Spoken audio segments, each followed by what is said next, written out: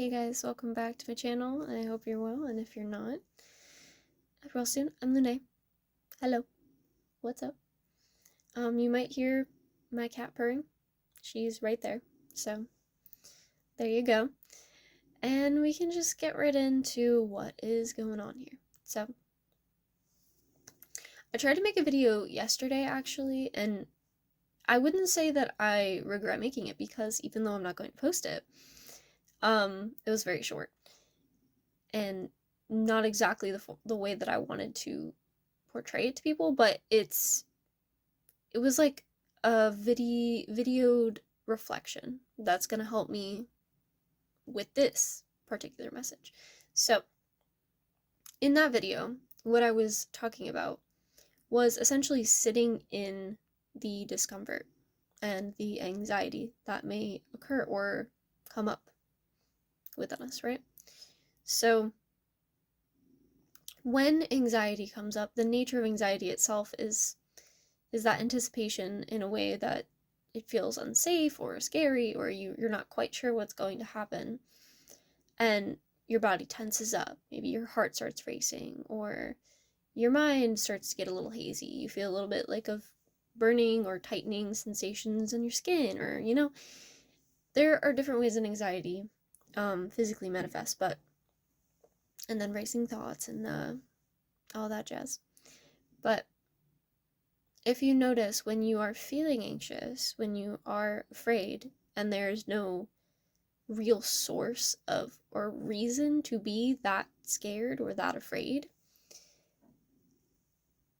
your mind not only is feeling that fear and anxiety in that moment of what's already happening, it may come to the point where it's like, wait, why are we feeling this way? I'm so confused. We should just get over this. And then trying to force yourself and there it is. Force yourself and push yourself through the anxiety to just get over it.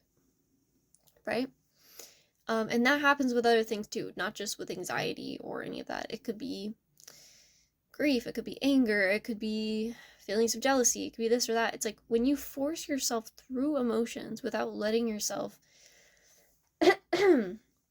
actually feel them, you are suppressing and denying them, and then they will compound until they explode. So if you notice, if you're ignoring anxiety, ignoring fear, that can also make it worse. It can compound it.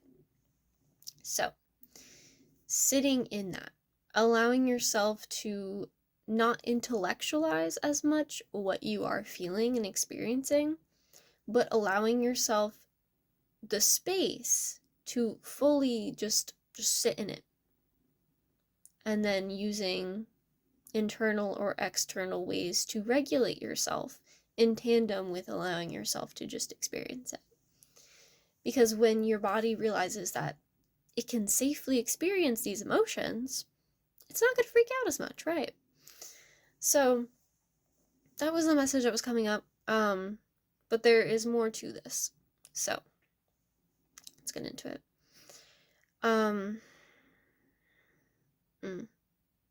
Yeah, so these two. So to the greenwood, seek comfort and acceptance, be kind to yourself, essentially. And the raccoon and sycamore, curiosity. So these two cards, right? For me, again, this comes back to allowing yourself to feel the emotions, and not only that, but reaching for the tools that you have acquired, internal and external tools that help you to regulate yourself and to nurture yourself in those moments that you are feeling what you're feeling, right? Acting as your own support system, being curious about what you need, and being there for yourself and nurturing yourself in the way that you need, right? So, easier said than done. I like to say easier said than done because it is easier said than done, but the thing is that we are all equipped to be able to handle these things. It's just half a matter of believing that you can handle them and allowing yourself the space to actually show yourself, not prove to yourself, show yourself naturally that you are capable of experiencing the anxiety, experiencing fear, experiencing anger, discomfort, grief, even love. Some people have a really hard time just feeling love, right? Because there's the fear that you're going to be consumed by it. The fear of being consumed by emotion. But the thing is, your body, your mind, at its core, is meant to be able to handle these things. That's why we have them and why they exist, is because we can handle and process them healthily. It is possible. It is natural too, actually. So, wow. And here's the thing is, as you're allowing yourself to be in this flow, and I'm not saying flow in the sense of feeling great all the time, never feeling stuck, never getting afraid, never getting this, never getting that. Flow is when you allow yourself to experience life as you're experiencing it, without constantly intellectualizing or categorizing or putting meaning to everything that occurs or does not occur, or could occur, or didn't occur, or has occurred. Like, it just, when you're focusing on all of that, you're losing your experience in the moment. I mean, you're not totally losing it, you're still experiencing it, but you're not fully experiencing it. You're experiencing it almost like with a screen in front of you, or like a shield around you, where you're like observing, but you're not really there. There's distance between you and your body and your life around you when that is occurring. So it's like allowing yourself to be in the flow of just existing, being closer to life, being one with life, instead of just an observer. Yeah. Instead of just an observer. Yep. And again, flexible. Giving yourself the flexibility to learn. To just learn.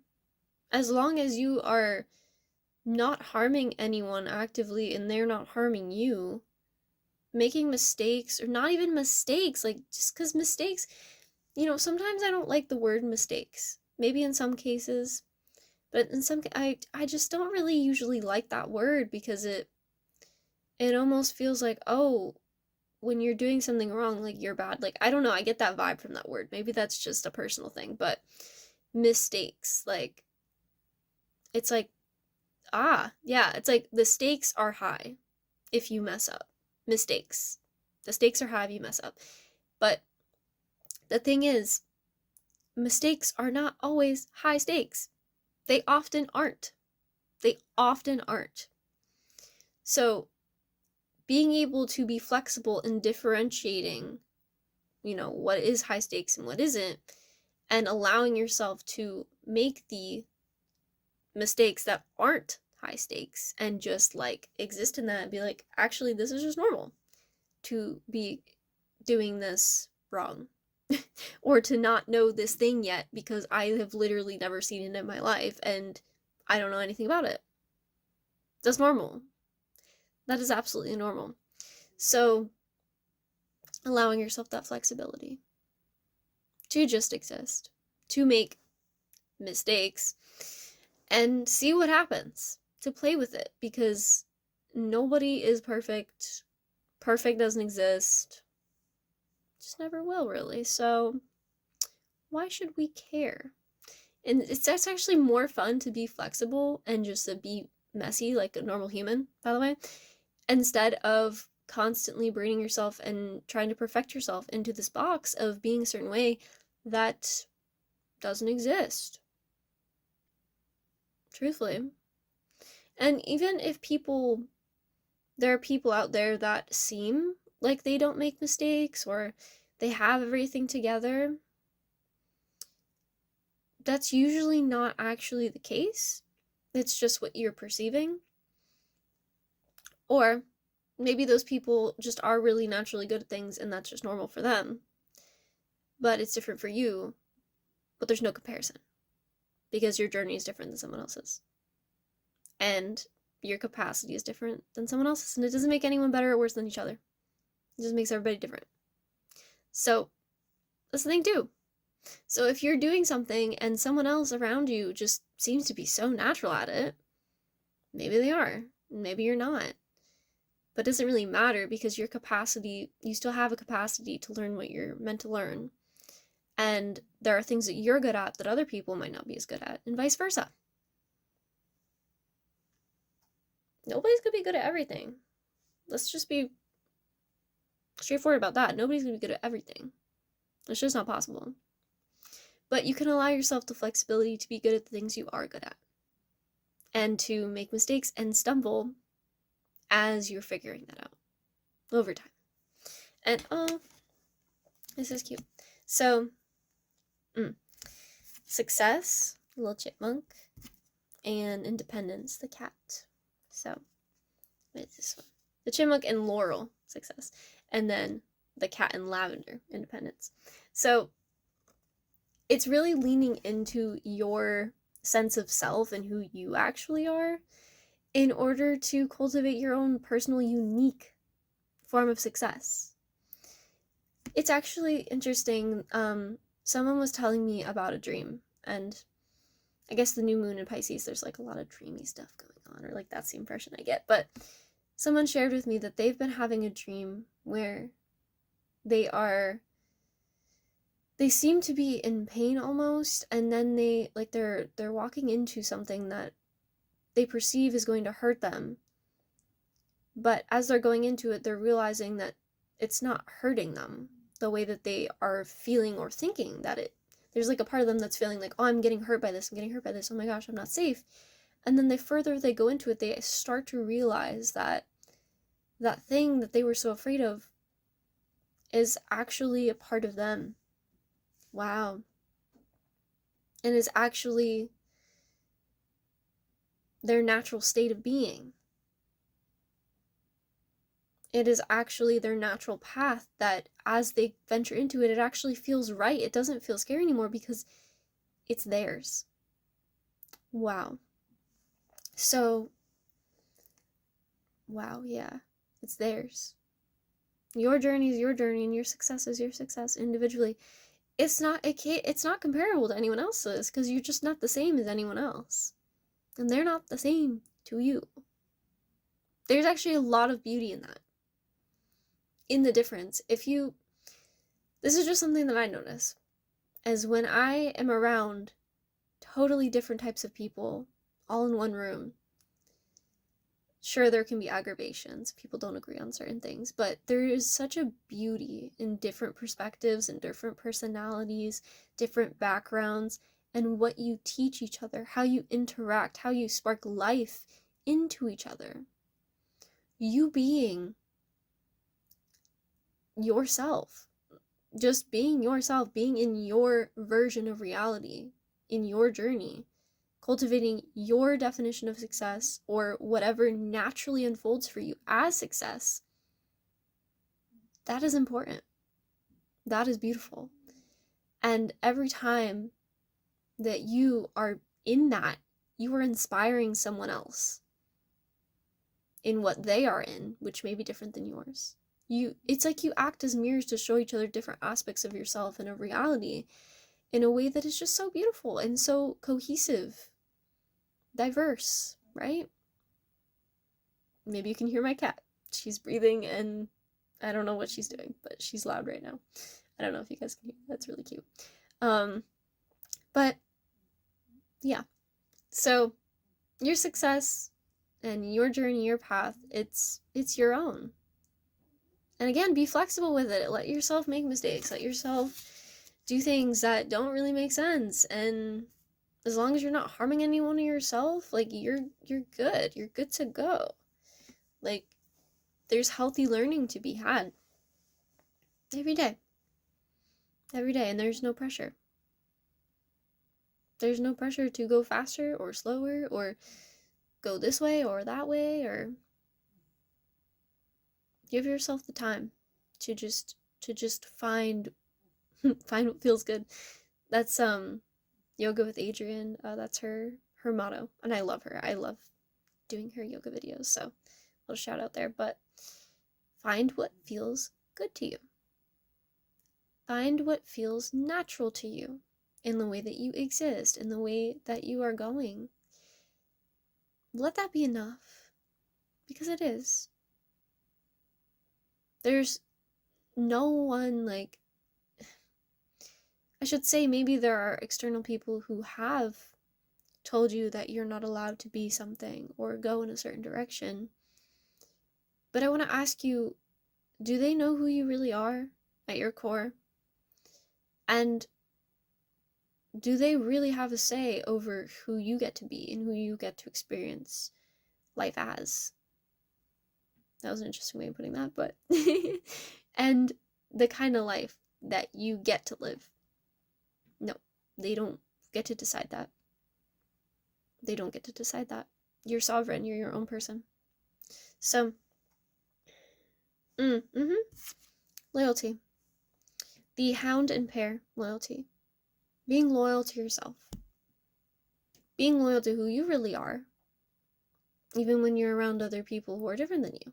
That's another thing. Ooh, I like that. So, other people may have their visions and their ways of seeing the world. This goes back to that diversity of personalities and experiences and journeys I was talking about. Certain people may be living a certain way and existing a certain way, and naturally that is them. Yeah. Oh, she's so cute. It must be so awkward if I'm just like saying all this and you can't even hear a single sound. But anyway, you're experiencing another person the way that they are, honestly and fully. And if you are dimming who you really are when you are connecting with that person, you are denying yourself and that other person the richness of you. And you are being disloyal to who you really are and who you can be fully. That natural beauty of who you are is so inspiring, so natural, and expansive. And sometimes I feel the anxiety is that you will not find beauty and comfort and wholeness within the things that people say bring it, right? But and thinking that you need superficial things and still having anxiety around those things as being what you need, even though you know deep down you don't. Even though you know deep down that those things are what have been creating separation between you and yourself, between you and others. So, yeah, that's the message. That's the message. Yeah. Well, this is another card I got, but soulmates, right?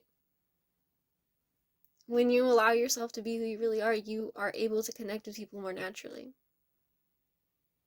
It's not even about really attracting people or